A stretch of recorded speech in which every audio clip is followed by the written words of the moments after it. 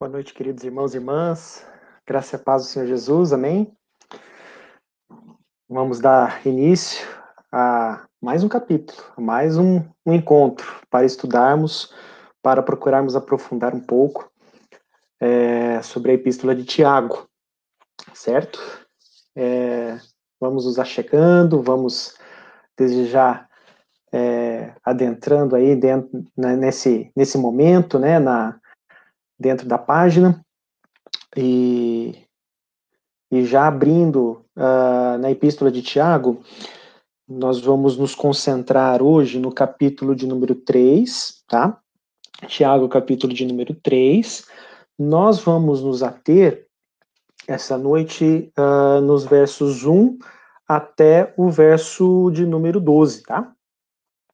Então, Tiago, capítulo 3, dos versos 1 ao verso de número 12. Já temos aqui alguns comentários. A Edna, boa noite. Boa noite, Edna. Graça e a paz do Senhor Jesus aí para sua vida. Vamos nos achegando e dando prosseguimento aí a esse estudo, a esse momento aí no livro de Tiago, na Epístola de Tiago. Luiz Fernando, um abraço, meu irmão. Graça e a paz. Vamos nos achegando para a gente poder dar início aqui todos juntos, né, a essa epístola. Tem muitas lições importantes para as nossas vidas no dia de hoje, tá? Muita coisa interessante aí dentro desse período, dentro desse intervalo entre os versos 1 e o verso 12 do capítulo 3. Muito interessante mesmo, tá? A Epístola de Tiago, sem sombra de dúvidas, ela como a gente tem falado, né, e a gente, para quem já está aqui, né, vai perceber que ela é eminentemente prática, ela não é de se ater muito na parte teórica, de se falar sobre determinados assuntos, ela vai muito para a parte prática, né?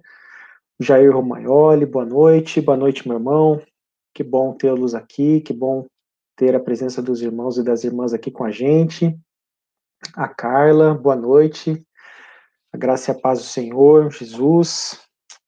Que bom, irmãos, que nós podemos estar aqui todos juntos para aproveitarmos realmente esse tempo na presença do Senhor, né?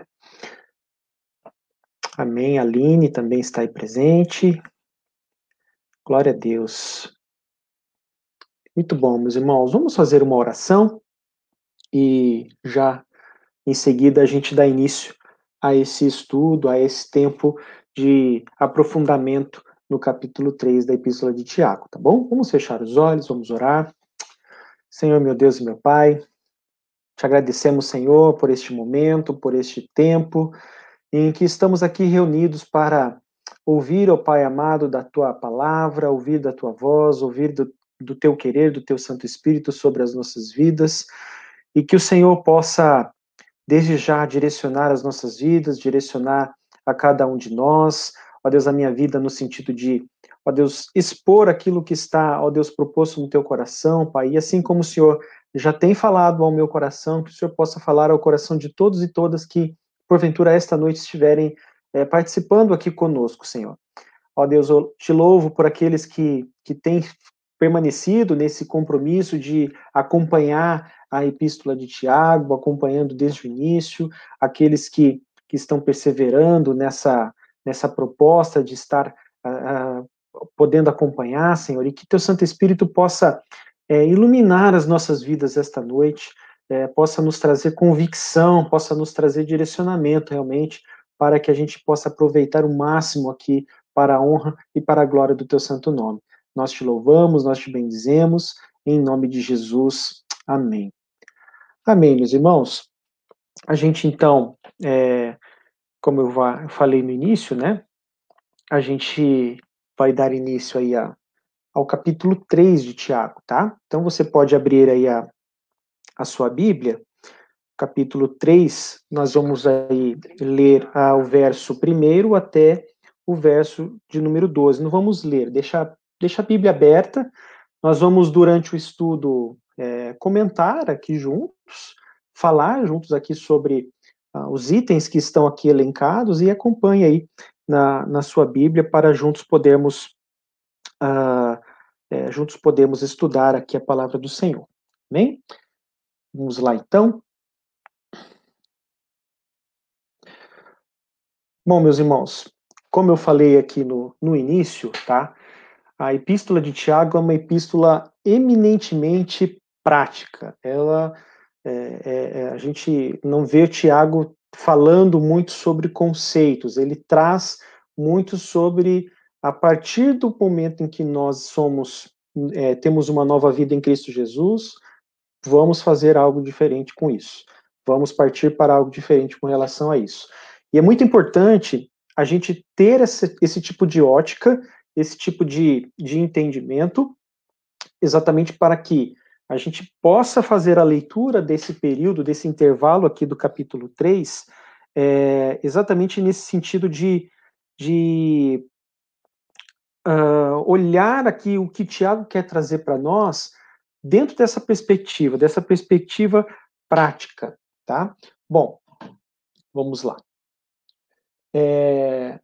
Seguindo essa verdade, a gente vai ter hoje alguns ensinamentos assim muito interessantes aqui que Tiago vai dizer. Em primeiro lugar, a gente vai observar aí no versículo 1 do capítulo 3 sobre a questão de ser mestre, né? Não sejam muitos de vocês mestres, pois vocês sabem que nós, os que ensinamos, seremos julgados com maior rigor. E depois ele começa a falar, a usar uma abordagem sobre os mais variados usos da língua, tá? Dentro desse período. E nós vamos abordar aí, dentro desses usos da língua, né, seguindo um direcionamento aí que a gente encontra com o pastor Hernandes Dias Lopes, sobre os poderes que a língua tem, né, no sentido de que a língua tem o poder de dirigir, de direcionar, né, a gente vai entrar no detalhe disso. A língua tem o poder de destruir, e a língua tem o poder de deleitar, no sentido de agradar, né? No sentido de edificar, tá bom? Nós vamos abranger, né? A gente vai abordar essa questão aí da responsabilidade de ser mestre e nessa questão dos aspectos do poder da língua. E de repente pode até pensar, o que tem a ver, né, esse versículo 1 com os demais versículos até o 12? Também tem um sentido aqui também, tá? Também tem um sentido importante para nós aqui, tá? A gente vai falar em seguida. A pergunta que gira em torno do trecho de hoje, e a gente tem usado isso em nossos estudos, né? As perguntas que norteiam os estudos é como conhecer o poder da língua. Como conhecer esse poder da língua, tá? A gente vai falar um pouco sobre essa questão aí de uma forma um pouco mais direta esta noite, tá bom? Bom, em primeiro lugar, sobre a questão de ser mestre, aqui no verso 1, tá? Nós temos uma orientação de Tiago sobre a questão daqueles que anseiam por ser mestres, por aqueles que anseiam uma posição de liderança, por aqueles que anseiam ensinar, tá? Hernandes Dias Lopes, ele tem essa citação que eu fiz questão de trazer aqui. Quanto mais conhecimento e experiência você tem, mais responsável você se torna diante de Deus e diante dos homens. E exatamente dentro desse conceito, né, Tiago também vai abordando em cima disso, falou, olha, se nós temos a noção, né, do evangelho, a noção da verdade do evangelho, a noção daquilo que o evangelho quer trazer, e isso vai nos trazer, sem a menor sombra de dúvida, a responsabilidade de sermos fiéis ao ensinamento que nós recebemos. E quando nós nos tornamos cristãos, nós temos esse, digamos, dever, essa responsabilidade em amor, né, da parte de Deus, de multiplicar a palavra de Deus para aquelas que estão dentro do nosso convívio, aquelas que estão no nosso contexto, né? E aqui esse ofício, ele não é trazido à toa, né? Em virtude do seu ofício, ensinará aos que são mais jovens em idade ou aos que são jovens na fé. Então, a responsabilidade aqui ela é muito grande, então por isso não é colocado de forma aleatória, no primeiro sentido, porque ou nós ensinaremos pessoas jovens em idade, ou nós ensinaremos pessoas jovens na fé.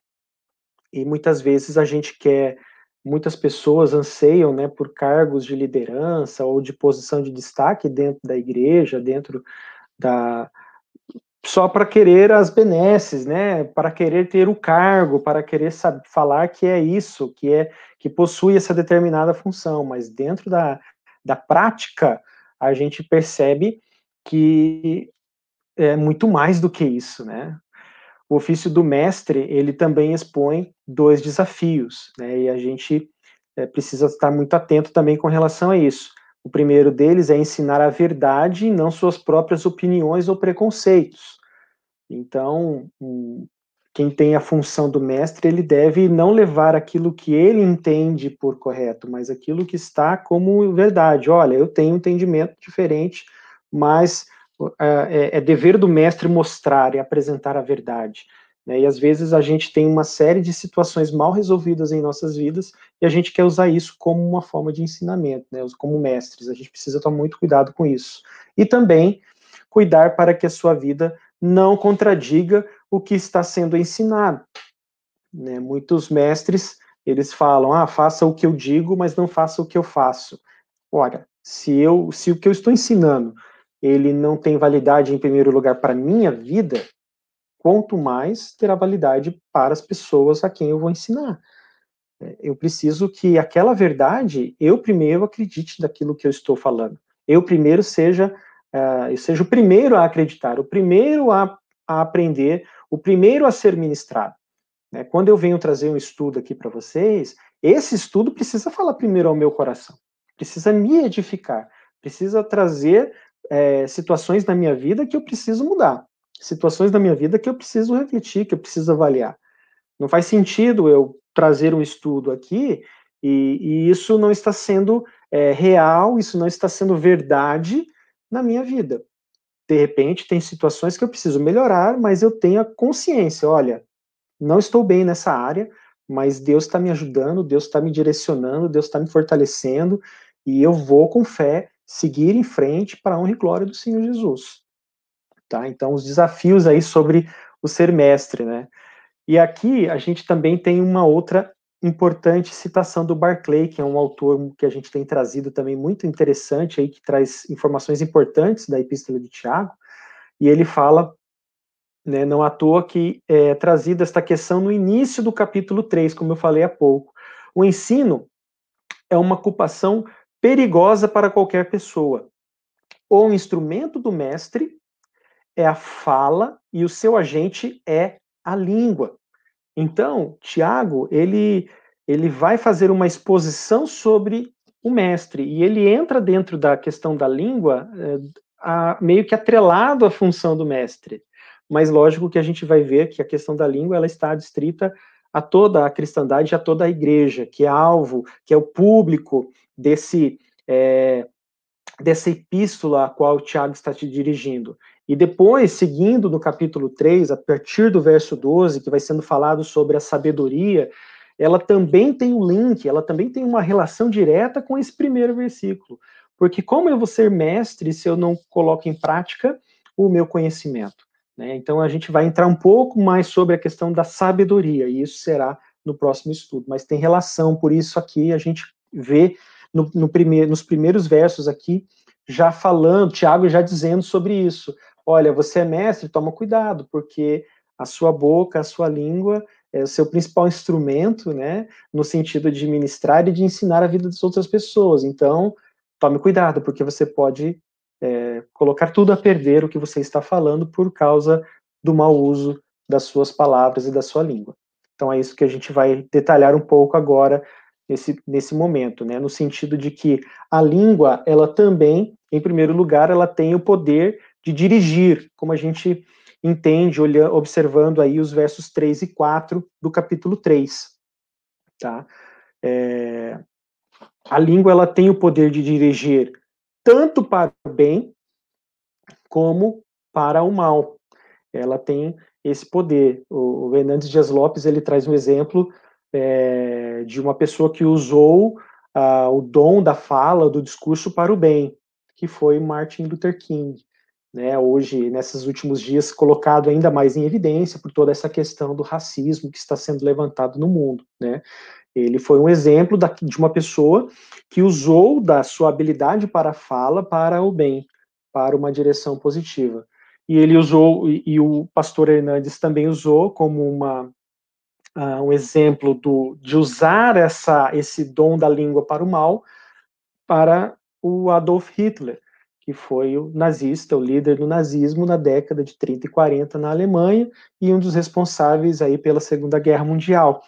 E ele, a gente percebe pela história, pelos arquivos de história, que ele tinha também uma grande capacidade de discurso, ele tinha uma grande capacidade da oratória, né? Então ele conseguia realmente prender, cativar as pessoas que o ouviam pela sua fala, porém a sua fala foi direcionada, foi dirigida para o mal. E a gente nota que, né, toda essa Segunda Guerra, todas as consequências a gente vê realmente como um direcionamento, né, infelizmente para o mal de alguém como Hitler, tá bom? E aí nós também temos duas figuras, né, o freio aqui que é o freio do cavalo e o leme. Opa, certo? E aí eu trouxe essas imagens exatamente para a gente poder olhar, para a gente poder observar assim o que exatamente Tiago está falando aqui, né? Em primeiro lugar, o freio do cavalo, é essa pecinha aqui, certo? Que é colocada, né, aqui na boca do cavalo, e esse freio tem a condição de guiar o cavalo de acordo para onde essa pessoa que está o guiando desejar. Da mesma forma, a gente também tem aqui o leme, que é um pedaço aqui, comparando com o nosso tamanho, é um pedaço grande, mas ao se comparar com o tamanho de um navio, é um pedaço pequeno. Mas esse leme tem a condição também de direcionar o navio. Né? Ele tem a condição, ele tem a forma de direcionar o navio para onde desejar. E aí, nesse caso, o Tiago ele traz essas duas figuras de comparação para mostrar exatamente o poder da língua, né? No sentido dessa língua trazer esse tipo de direcionamento para o bem ou para o mal. E aí a gente traz algumas informações aqui muito importantes, algumas citações muito importantes sobre essa realidade desse autor que a gente sempre tem costumado trazer aqui. Ele também tem uma riqueza de detalhes, né, dentro da Epístola de Tiago muito boa, e ele diz essas verdades, né? Em toda essa metáfora do freio e do leme, né, a nossa existência corresponde ao corpo do cavalo, ou seja, nós somos o corpo do cavalo, digamos assim. E a nossa língua, a nossa capacidade de falar, ao freio que o move. Então, esse freio seria a nossa língua. A questão decisiva é a identidade do cavaleiro. Olha só, será que somos realmente nós mesmos? Nós, humanos, nunca somos apenas dirigentes, mas sempre também dirigidos. Nunca somos apenas sujeitos, mas sempre também objetos. Quem está em nossa cela? O espírito do alto ou o espírito de baixo? Paulo escreve em Romanos 8,14: os que são guiados pelo Espírito de Deus são filhos de Deus. E ele também traz aqui o exemplo do navio. Eis o navio, e acima do navio, por assim dizer, não em sentido espacial, mas no que tange a importância, está o leme. E acima do leme está o timoneiro, aquele que dirige o navio e que consegue direcionar o leme. Novamente, levanta-se essa pergunta, em nosso caso, quem está no leme? Quem é o timoneiro? E permitimos que possamos permitir que o nosso Senhor conduza esse barco, né? Como ele fala, soberano, governa, vitorioso, vence. Rei, usa teu poder sobre mim. Então, aqui, essa comparação que Tiago nos traz sobre o poder de dirigir pela língua, exatamente o comparativo do freio do cavalo e do leme do navio, Esse autor ele faz uma brilhante expansão dentro dessas duas figuras de metáfora. Então, dentro do freio do cavalo, existe a figura do cavalo, do freio e aquele que está na sela do cavalo. E muitas vezes o cavalo pode ser a gente, e esse freio direcionar a gente para os caminhos que esse freio direcionar. E aí vai depender do quê? Vai depender de quem está na cela. O Espírito Santo de Deus está nessa cela, guiando o freio das nossas vidas e direcionando as nossas vidas de uma forma para agradar a vontade de Deus. Né? Da mesma forma o navio. Né? Tem o leme, o próprio navio, que seria a gente, o leme, que seria a nossa língua, e o timoneiro, que é o que dirige esse navio. Quem está a dirigir o navio das nossas vidas? Né? Como tem aquela música conhecida do Eu Navegarei, né, no Oceano do Espírito, né? Ali é uma clara alusão de que nossas vidas são guiadas, nós navegamos sob orientação do Espírito Santo do Senhor, e não de uma outra orientação que não venha de Deus. Reforço, ou é a direção de Deus, ou não é a direção de Deus. Nós precisamos estar atentos sobre de que maneira nós estamos aqui usando, né, o intuito, né, o direcionamento das nossas línguas, ou para o bem ou para o mal. É isso que ele está querendo dizer nesse primeiro momento sobre a língua ter o poder de dirigir. Na segunda parte, que nós queremos trazer aqui sobre a língua, é que também a língua tem o poder de destruir. A gente vê, principalmente aqui entre os versos 5 a 8, dentro do capítulo 3 de Tiago. A gente encontra outras duas figuras. A figura do fogo, né, como a gente coloca aí essa figura, e a figura do veneno, né, até umas cobrinhas venenosas aí. Né? Então, assim, dando realmente a entender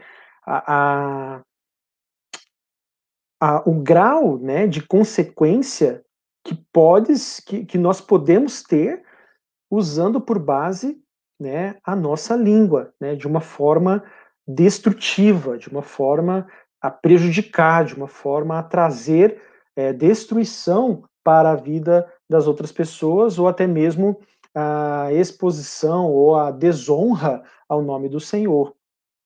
Então, aqui nós vemos muitos grandes incêndios geralmente se iniciam com uma pequena fagulha. A gente, né, nos períodos das grandes queimadas, né, geralmente no período de grande seca aqui no Brasil, a gente vê uma série de grandes incêndios, e geralmente esses incêndios começaram com uma pequena porção de fogo, né, uma pequena dose de fogo. Às vezes é uma bituquinha de cigarro, é um palitinho de fósforo que é jogado por engano, e acaba acontecendo uma grande destruição.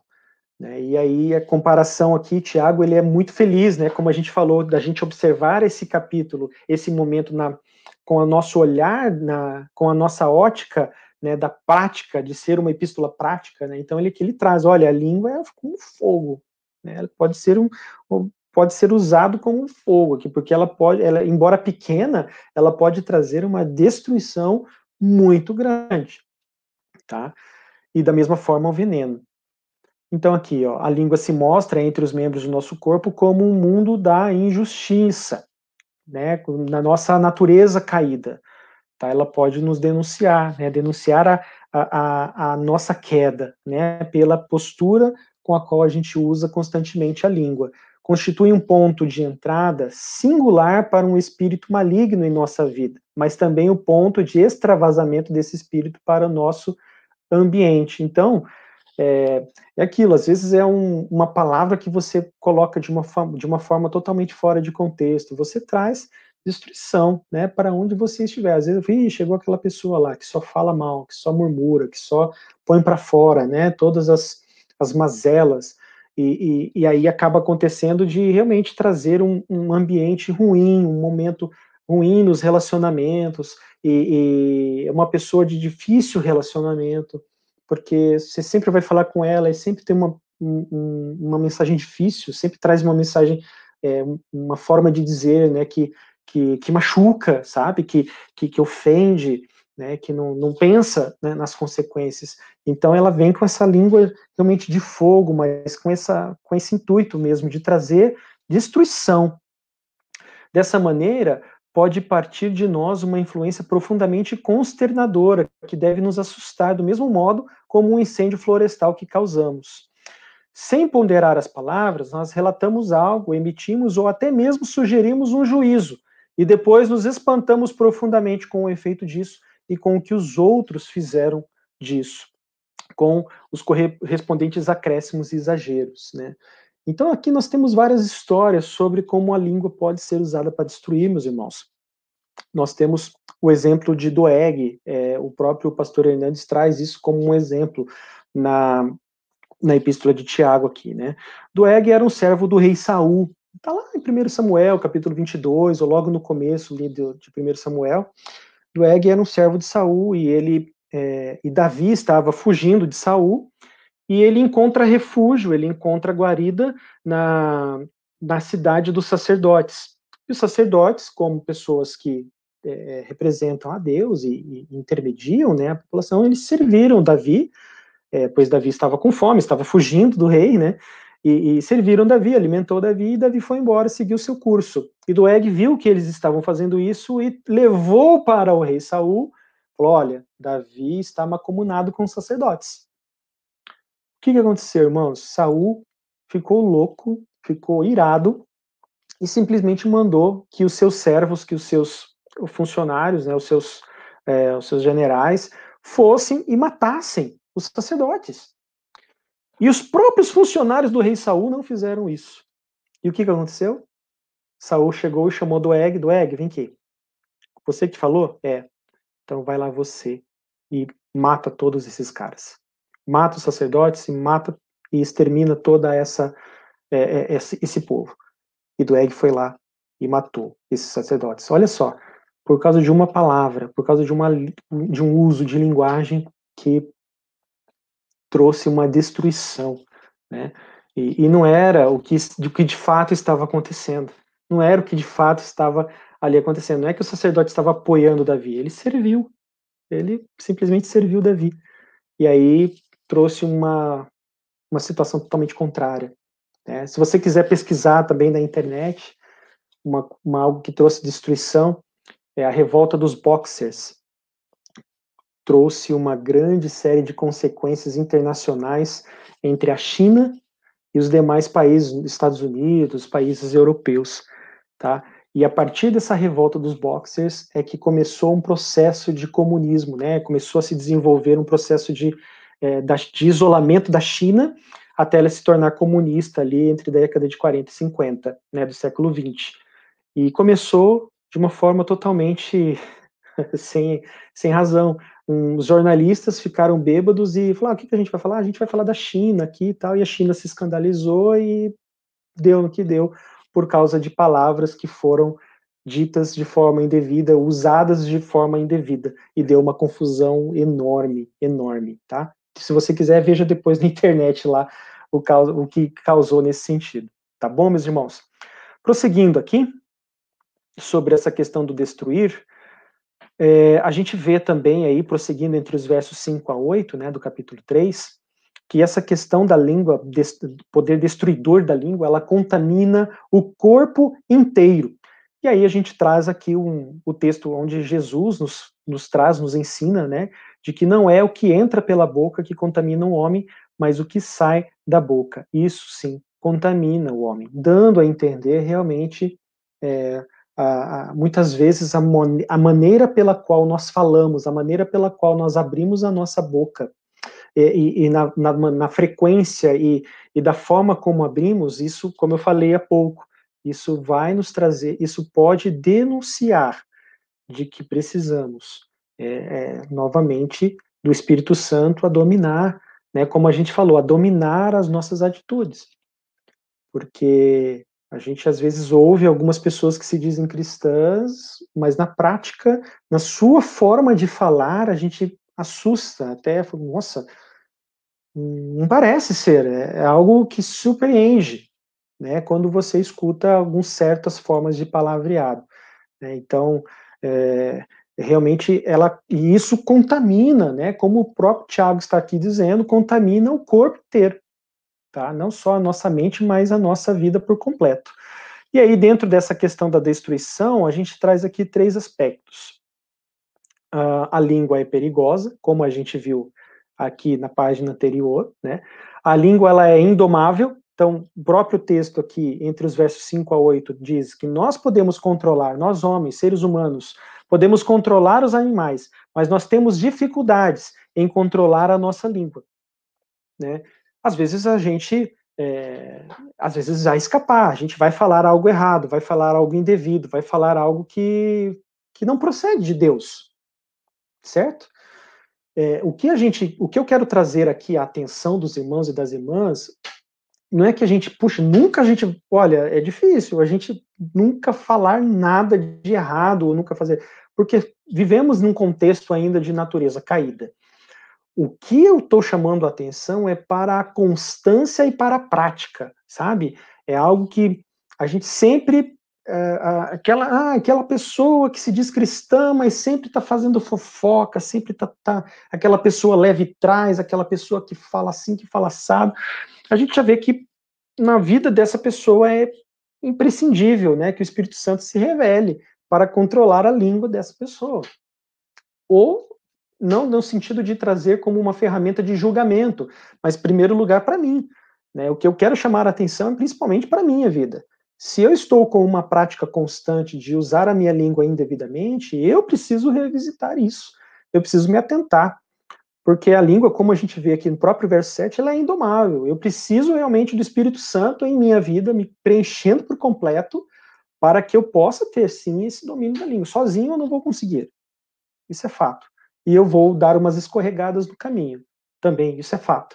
Mas eu não vou viver conformado sob essa prática, achando que é normal, nos dias de hoje, numa sociedade contemporânea, nós usarmos indevidamente o uso, né, usarmos de forma indevida a língua. Isso não. Passarão os céus e a terra, porém as minhas palavras não passarão. Né? Falar de forma a honrar a Deus, como uma expressão de honra a Deus, ela é e persiste ainda sendo uma expressão de glorificação a Deus até os dias de hoje, tá? E, prosseguindo aqui, a língua é também incoerente, né? Como a gente vê principalmente dos versos 9 a 12. A gente vai entrar nesse detalhe aqui com mais detalhes, com mais informações. Mas a gente vai vendo aqui dos versos 9 a 12, onde uma fonte não procede, não dá água doce e não dá água salgada.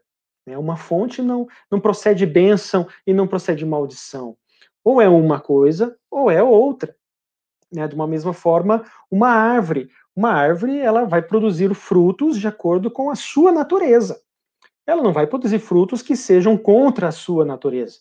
Então, nós temos uma natureza cristã, nós temos uma natureza em Cristo Jesus, uma nova natureza, uma nova vida. Então, nós devemos produzir frutos que sejam fiéis a essa nova natureza.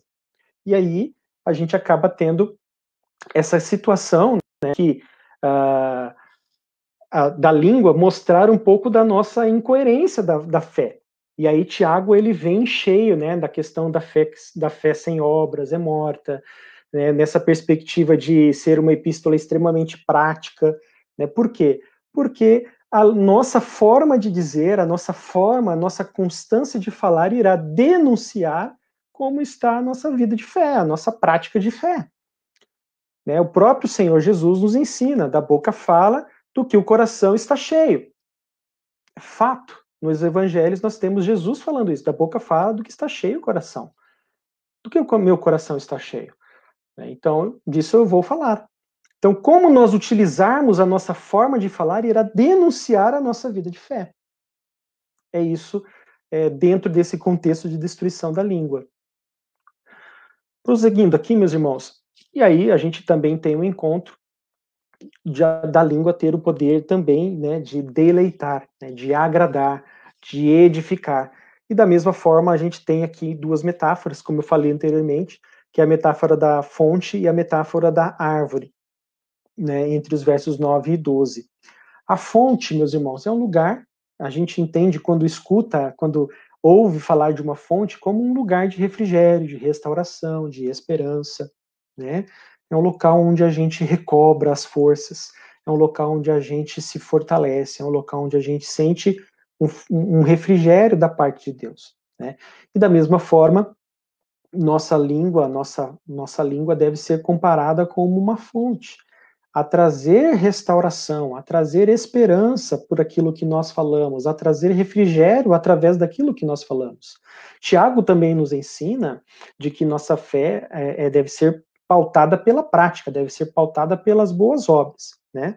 Mas ela começa também através dessa verdade de que a minha boca vai falar daquilo que, né, daquilo que gera como fonte, né, em meu coração, em minha vida.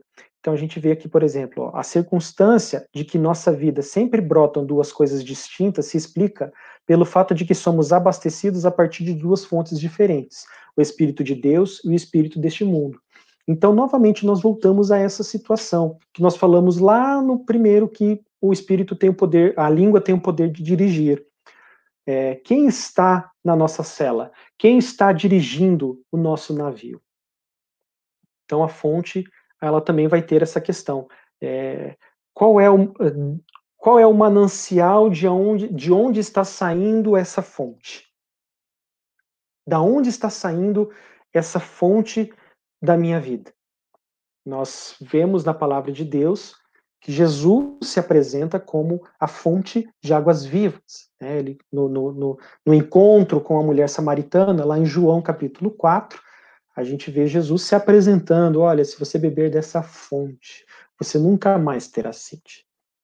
E a gente vê que essa mulher samaritana, ela experimentou desse encontro com Jesus, e isso mudou a vida dela para sempre. Ela foi, né, uma das primeiras missionárias, ela trouxe várias pessoas da cidade para terem com Jesus, e ali houve grandes conversões, muitas conversões no sentido numérico, tá? É exatamente porque ela foi impactada por essa fonte. E aí, a partir da vida dela, começou também a brotar fontes de água viva, que eram Cristo Jesus, sendo, né, honrado, sendo vivido, sendo replicado através da vida dela, tá? E aqui no sentido da árvore, né, a gente sempre traz essa informação. Pelo fruto conhecereis a árvore. Jesus também sempre nos fala isso. Pelo fruto conhecereis a árvore, irmãos. Não que isso nos traga algum tipo de poder para julgar as demais pessoas, mas no sentido de nós sabermos, de nós olharmos a fidelidade e a nossa vida de fé diante de Deus e diante desse mundo. Então, o que acontece? O mesmo autor traz aqui: plantas guardam fidelidade à sua espécie. Somente nós cristãos, de forma antinatural, muitas vezes não fazemos, principalmente no caso de nossas palavras. Novamente, somos lembrados do que Jesus afirma no Sermão do Monte: uma boa árvore produz bons frutos. Então, aqui, meus irmãos, Tiago traz de uma maneira muito magistral, nos versos 9 e 12, o exemplo da fonte e o exemplo da árvore. E esse exemplo da árvore também é sensacional. A árvore, Jesus também nos fala da árvore da figueira que não produzia fruto. E ele traz uma palavra sobre aquela árvore, e no dia seguinte eles passam por lá, aquela árvore estava seca, porque aquela árvore não estava produzindo fruto. E aí Jesus ele usa muito, né, das comparações com a árvore e fruto no sentido da nossa vida de fé, da nossa vida na presença dele. E aí ele também traz esse sentido, olha, fazendo uma comparação, e quando a gente olha a comparação, não tem como fugir da verdade que está sendo a nós revelada. Uma árvore vai produzir, uma macieira vai produzir maçã. Ela, né, ela não tem como produzir um outro tipo de fruta.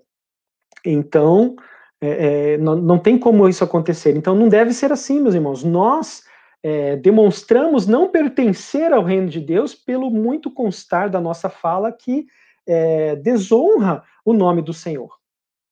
Quando nós usamos a língua de forma indevida, que é exatamente falar palavras que desonram, palavras torpes, usar da fofoca, usar da reclamação, da murmuração, de colocar o Senhor à prova, e entre várias outras pecados que muitos deles estão relacionados a nós falarmos.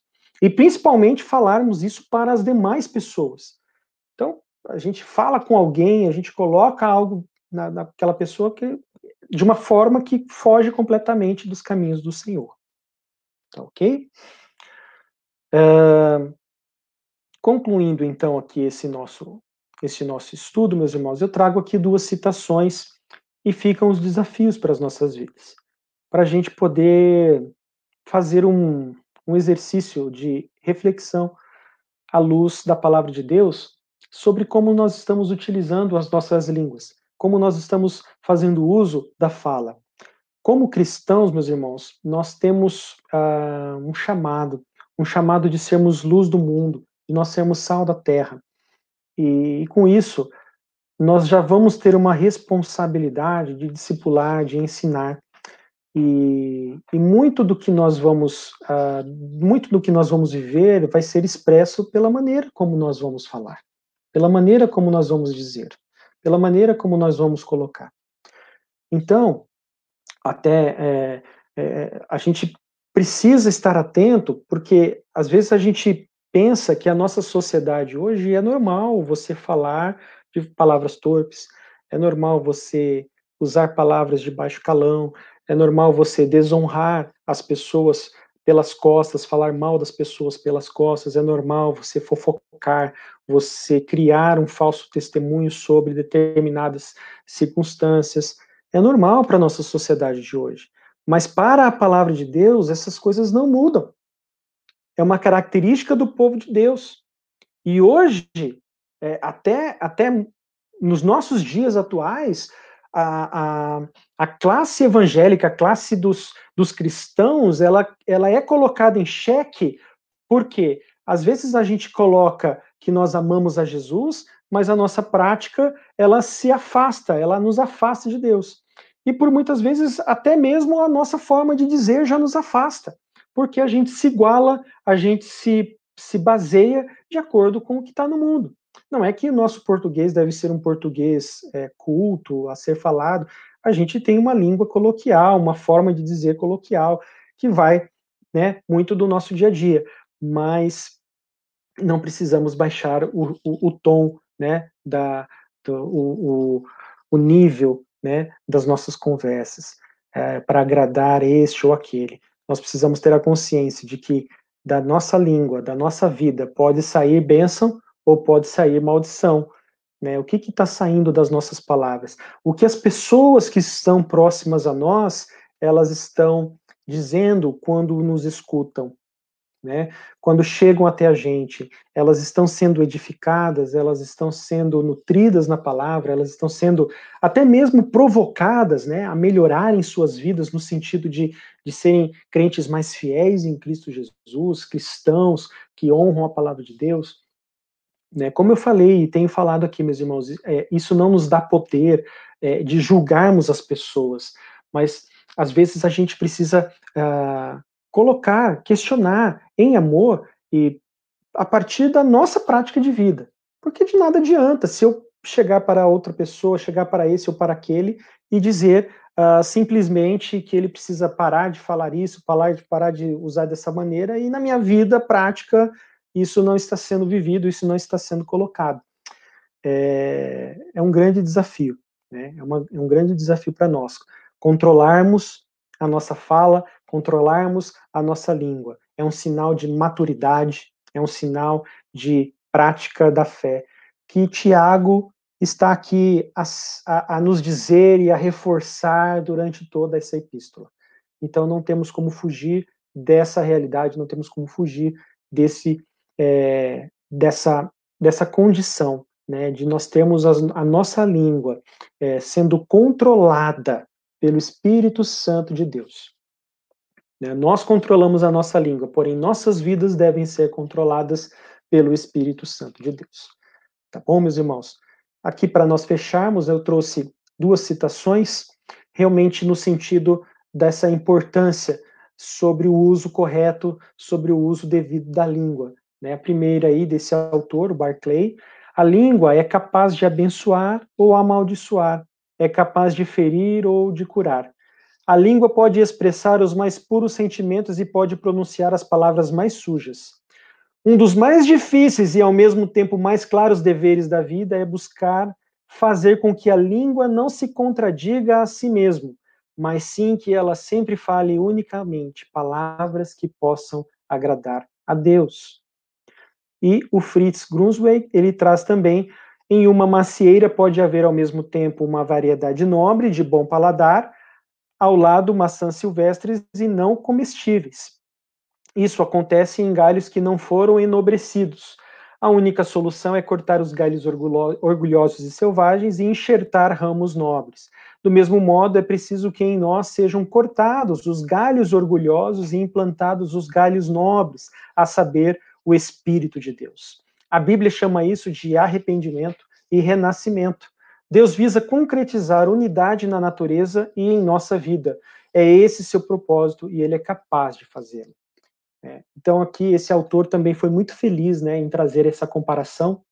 Para quem conhece, aqui eu não sou um entendido, meu pai entende muito mais do que eu nessa área, meu sogro também, na parte de plantar, né, de plantar árvores frutíferas e dentro da conservação, da nutrição dessa árvore, para que essa árvore cresça e seja uma árvore frutífera, com frutas deliciosas e saborosas, é necessário que durante esse processo de plantio, alguns galhos sejam podados, sejam retirados, sejam ajustados, para que essa árvore continue crescendo e continue sendo, e lá na frente venha se tornar uma árvore frutífera, uma árvore com raízes profundas, uma árvore que conceda frutos que sejam saborosos, frutos nobres, e é isso que esse autor está também querendo dizer.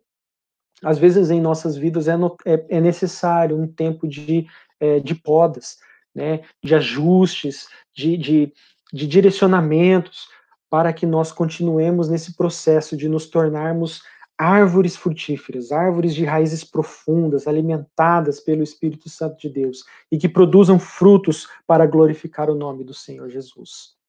Que seja esse o desafio para as nossas vidas, meus irmãos e minhas irmãs, e que nós possamos, a partir de hoje, pelo Espírito Santo, pela graça de Deus, observarmos a maneira pela qual a gente usa a nossa língua, né? Esse é um desafio muito grande. A gente vê hoje, né, muito além da língua, né, a questão dos dedos, né, nas redes sociais, né? A maneira como a gente tem se comportado, né, em de repente às vezes colocar palavras de ódio, colocar palavras que vão contra, que trazem destruição, que põem em xeque o amor de Deus, o amor de Jesus Cristo. Então a gente precisa tomar cuidado, precisamos refletir. E convido você agora, né, a nós orarmos, rogando para que o Senhor possa inundar as nossas vidas, inundar nossas vidas pelo Espírito Santo. E esse Espírito Santo possa controlar todo o nosso ser, controlar o nosso viver, controlar o nosso agir, controlar o nosso pensar, né? Tem aquela música do Espírito, né? Espírito, Espírito, Espírito Santo de Deus. E ele fala, vem controlar todo o meu ser, vem dirigir o meu viver, o meu pensar, o meu falar, o meu sentir e o meu agir. Que o Espírito Santo de Deus possa controlar a nossa vida por completo. Feche seus olhos, vamos orar. Pai, Santo Espírito de Deus, esse estudo nos mostra que nossas vidas precisam ser a cada dia mais cheias, preenchidas, completas, repletas da presença do Senhor. O quanto nós precisamos, o quanto nós necessitamos, Senhor, cada vez mais, ó Deus amado, de vermos e notarmos, ó Deus, essa presença do Senhor, essa presença manifesta do Senhor, sendo, ó Deus amado, revelada em nós, enchendo-nos por completo, controlando-nos por completo, para que em nossas vidas possamos ser direcionados de acordo a ministrarmos, a honrarmos o santo nome do Senhor Jesus. Senhor, venha controlar a nossa língua, que através do controle dessa língua nós possamos mostrar ao mundo, e principalmente para o Senhor, de que nossas vidas pertencem a Ti, de que nossas vidas glorificam ao Senhor, e que nossas vidas são frutíferas, são, ó Deus amado, vidas que geram frutos, ó Deus, frutos do Espírito, frutos, ó Deus amado, de obras, frutos de arrependimento, frutos que venham realmente a glorificar o Teu santo nome.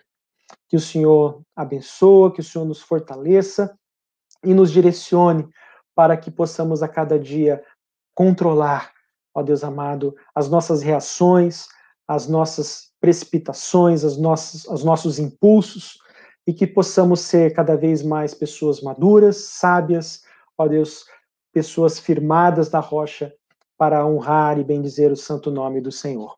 Ajuda-nos, é pelo Teu Espírito, é pela Tua graça, não por nós, mas pela Tua graça. Ajuda-nos em nome de Jesus. Amém. Amém, graças a Deus.